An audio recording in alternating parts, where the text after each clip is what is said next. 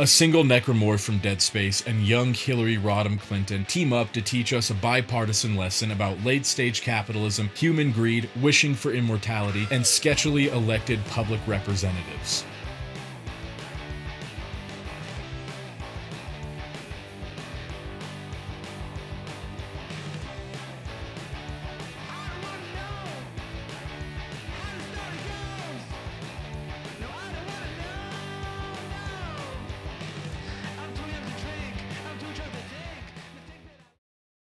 Hi, and welcome back to Orbiting the Shelf, where today I'm talking about my thoughts on Cold Eternity by S.A. Barnes. This is a brand new sci-fi horror that just came out April 8th, and for once I actually finished the book in a reasonable amount of time, and not like a week or two after the book came out. Now, if you don't mind, as always, I appreciate it very much if you like and subscribe. It's super hard to grow this channel in a very niche part of YouTube, so every single one of you matters exponentially to me. I love talking to you guys in the comments. I love hearing from you guys, and let me know your thoughts on this book by the end of the video. So with that being said, jumping right into it, spoiler-free review. You don't want to know anything before going into this book. You just want to know if it's worth your time, worth your money, worth your effort, worth the potential shelf space. You don't even want to read the back of the book. You simply just want to know, is it worth it? And don't fret, I will totally indulge you. This is typically how I go into books. So with that being said, what was it on my subjective scale, with 1 being the worst book I've ever read, probably ruining my day, month, or even year? Absolutely a detriment to how I view the genre. This author should probably be put in prison. And 5 being average. Don't be too hard on 5s by any means. 5 is where 80% of any content lies. 5 is your average. I went to the movies, I spent $5 to see this thing, and I don't regret it kind of day. 5 is the movie you watched on Netflix while you were eating dinner with your wife and you thought to yourself,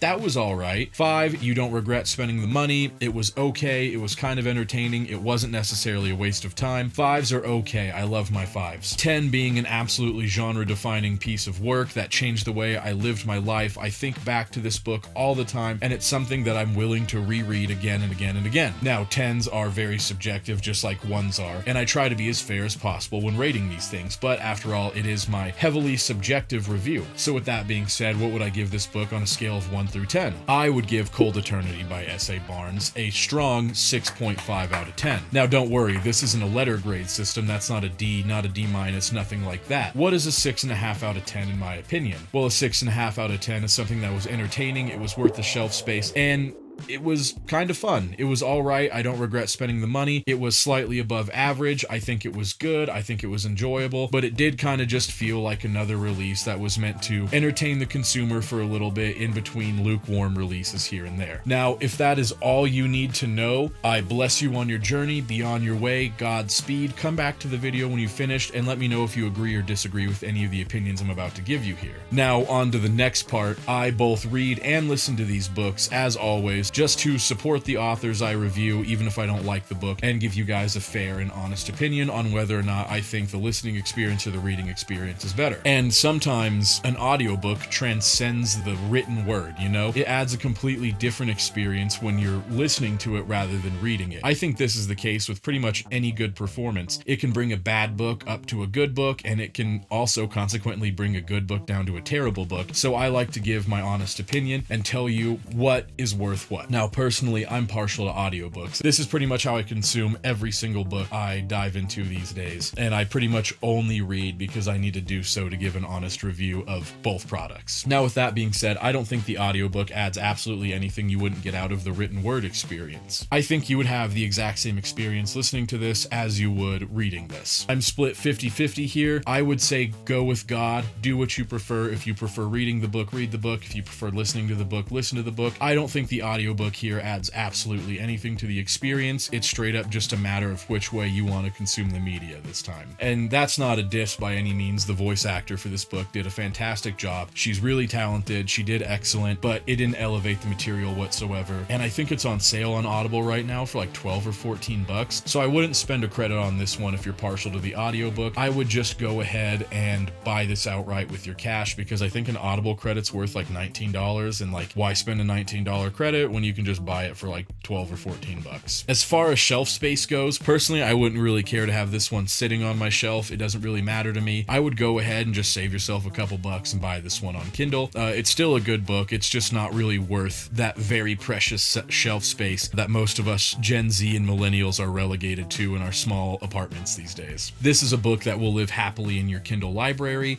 and that you won't necessarily regret reading. Now, with that being said, if you know me, if you're a viewer of the channel, you know that sci-fi horror is my niche. That is my most beloved genre, and if you're anything like me, you'll probably enjoy this book. So with that being said, what are my thoughts on the book?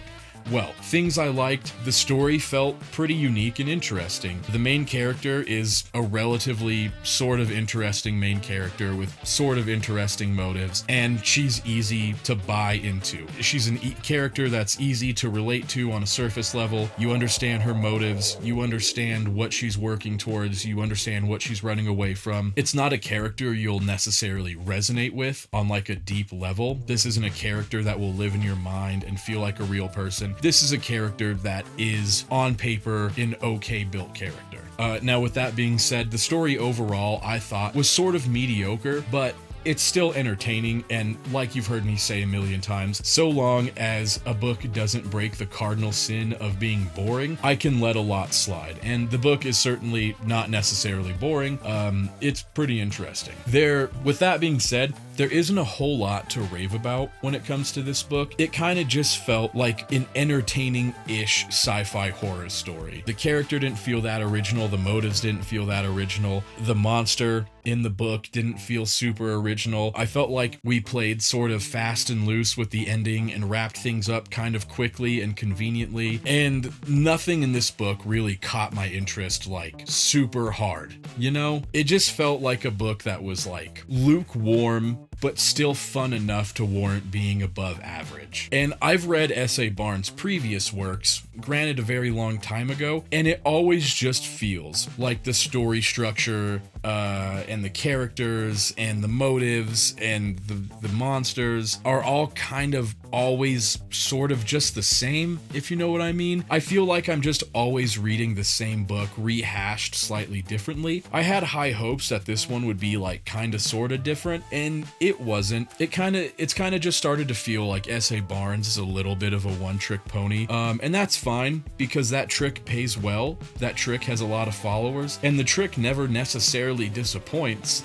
It's just always the same trick, you know what I'm saying? I didn't have a read-in for this video because there was no monologue or quote or like piece of the book that really stuck out to me. It felt like I was just reading like a really well-crafted Reddit story. If you had just put this book in like 2 times speed and then dropped a little Minecraft parkour video below it, I'd have been like, oh, this Reddit dude has a future in writing novels. And that's just kind of how the whole book felt. If it wasn't like more entertaining than some of the other books I've reviewed this month, I probably would have dropped it to a 5, but I'm biased towards the genre as a whole. I'm biased towards the niche it sits in, and I'm a huge fan of space horror, so it's really just filling a void inside of me that doesn't get filled too often. If I were looking at this objectively, I think it probably would have been an objective 5, but a subjective 6.5 because it just falls into my wheelhouse. I don't think anything about this book was memorable. It was just kind of like generic protagonist with generic motives, generic bad guy you saw coming from a mile away, generic body horror monster that's been done a million times, and like generic fast and loose ending that probably should have been way more consequential than it was. I was listening to the ending and I was kind of thinking to myself, Katarina just,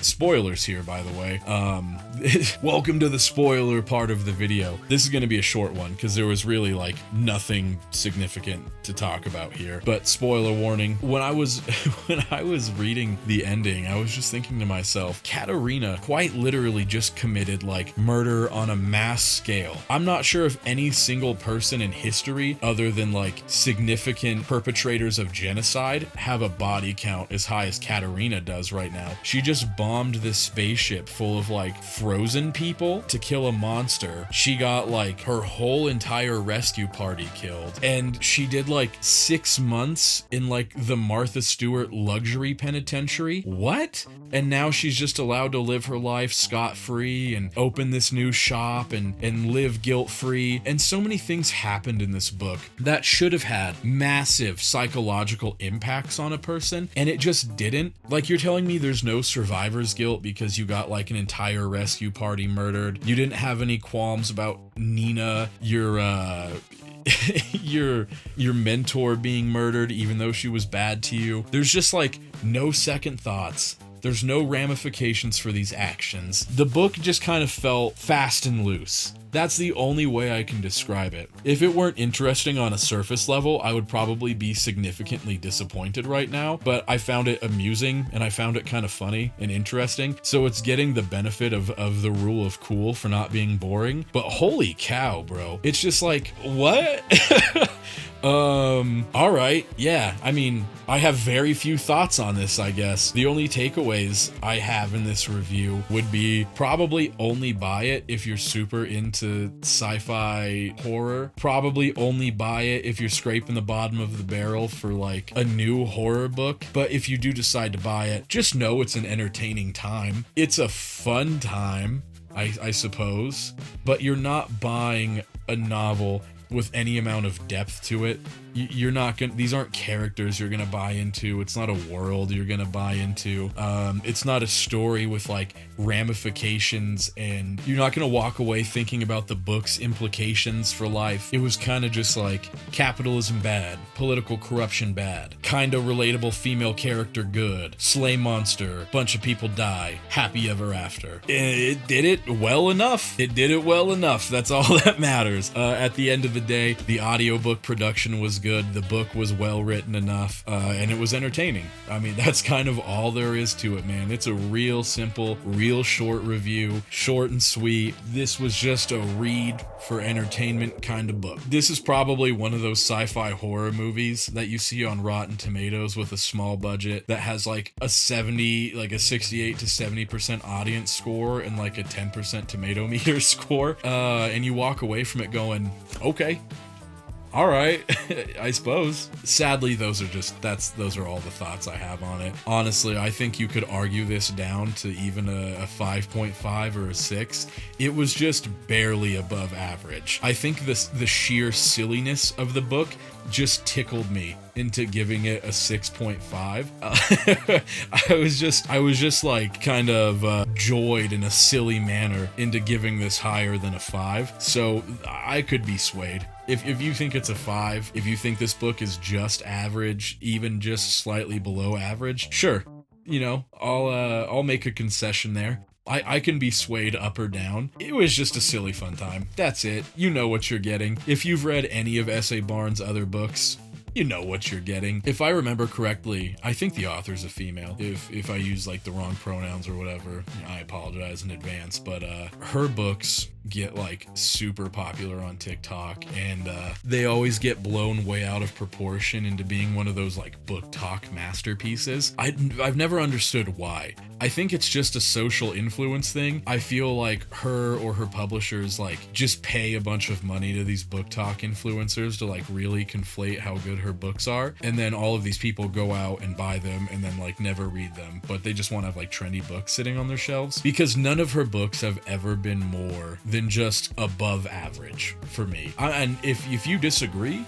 let me know, man. I am super open to being corrected, to having differing opinions put in my comment section. I love talking to you guys. If I'm super wrong, please let me know. If you're the author watching this and I'm super wrong, please let me know. But after all, it is why I call it like the subjective read and reviews, you know? And I'm not necessarily a book snob by any means. I read so much like straight to Kindle trash, but I will be a book snob sometimes if like it's like a really good book, you know, and I just kind of want to sniff farts and talk about prose and metaphor. None of that here. If this book was a food, it would be like a McDonald's cheeseburger. You get what you pay for and you enjoy it. It's good.